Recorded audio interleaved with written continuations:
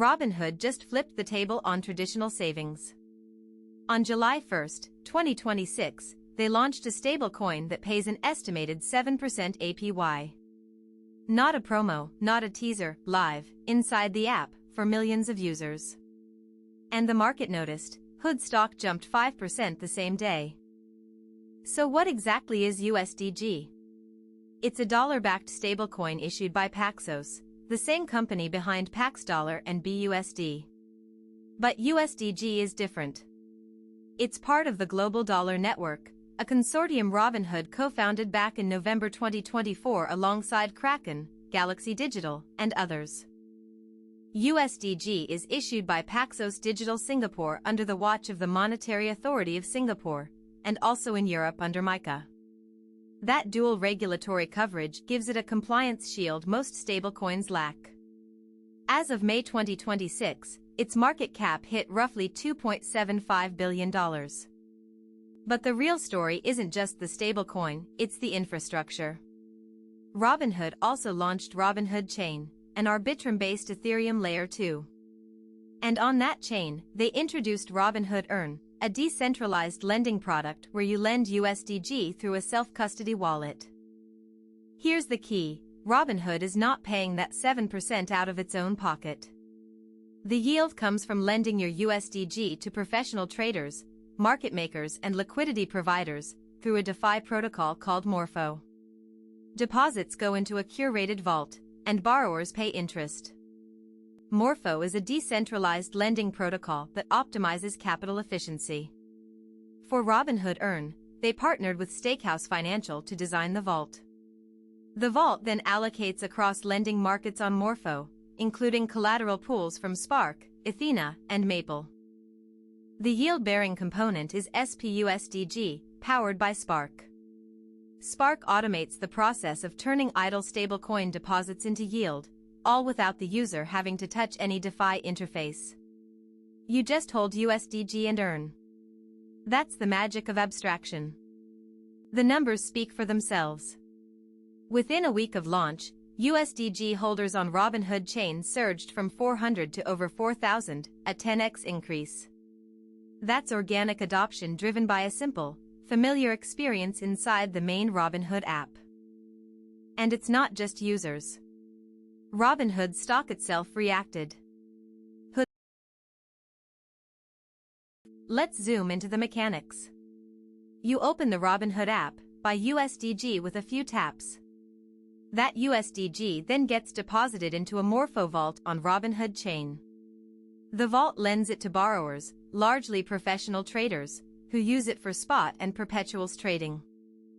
The borrowers post collateral from protocols like Spark and Athena.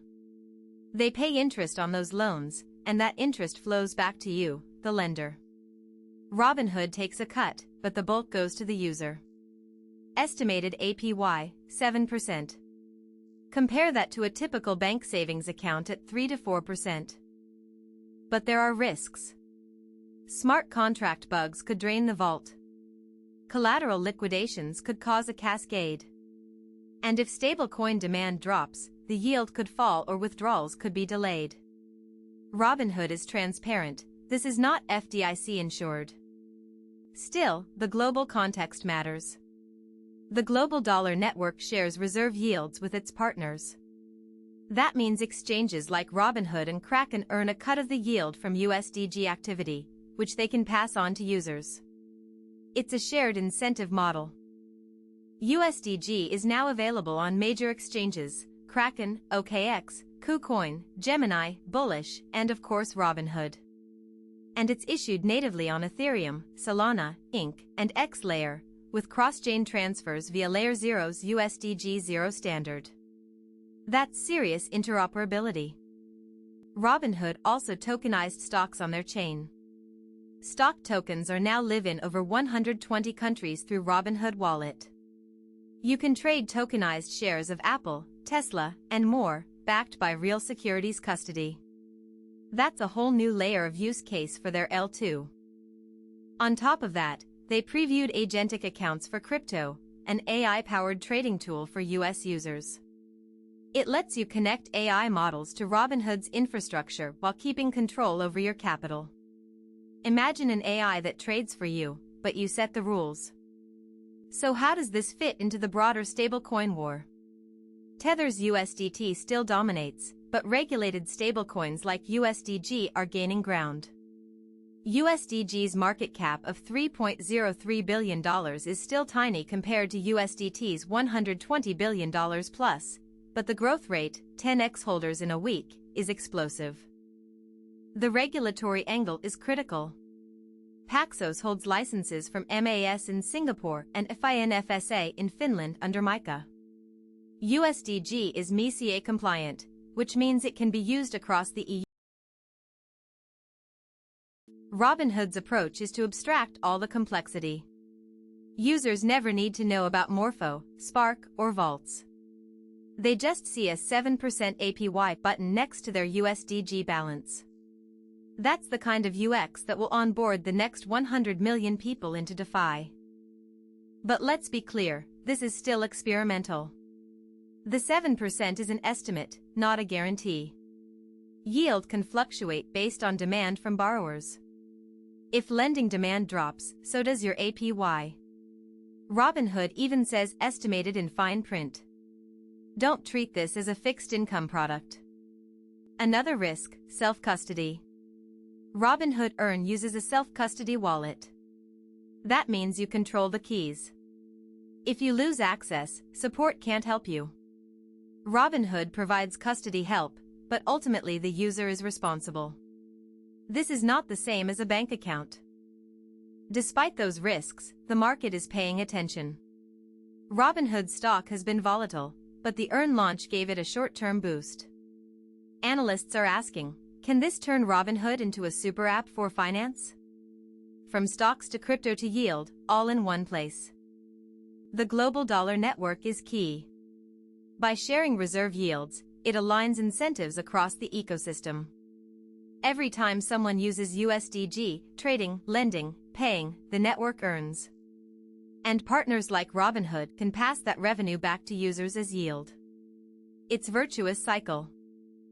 Robinhood Chain itself is still young. It launched on July 1, 2026, with USDG as the native stablecoin. The chain uses Arbitrum Nitro technology, giving it low fees and fast finality. It's designed for consumer apps, not just trading. Think tokenized stocks, NFTs as payments. One fascinating detail, the vault for Robinhood Earn was curated by Stakehouse Financial, a DeFi advisory firm. They chose which lending markets to include. That adds a layer of professional management, but also centralization risk. Users trust Stakehouse's selections. What about competition? Binance offers similar yields, but with more risk and less regulation. Coinbase has yet to launch a comparable product. Robinhood's advantage is the simplicity and regulatory pedigree. USDG is MAS and MiCA compliant.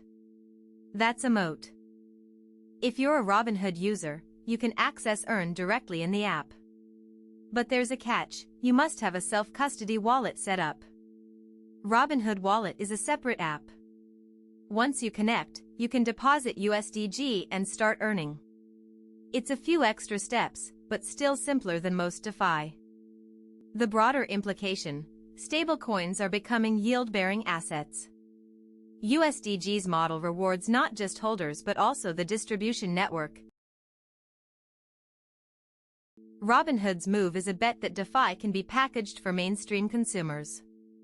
If successful, it could pull billions of dollars from bank accounts into crypto. The 7% yield is the bait, but the real product is the seamless on-chain experience.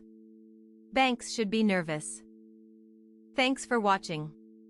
If you want to stay ahead of the next big crypto shift, hit subscribe and ring the bell. I'll be covering more stablecoin wars, DeFi innovations, and the companies building the future of finance. Drop a comment. Would you trust Robinhood with your savings at 7%? See you in the next one.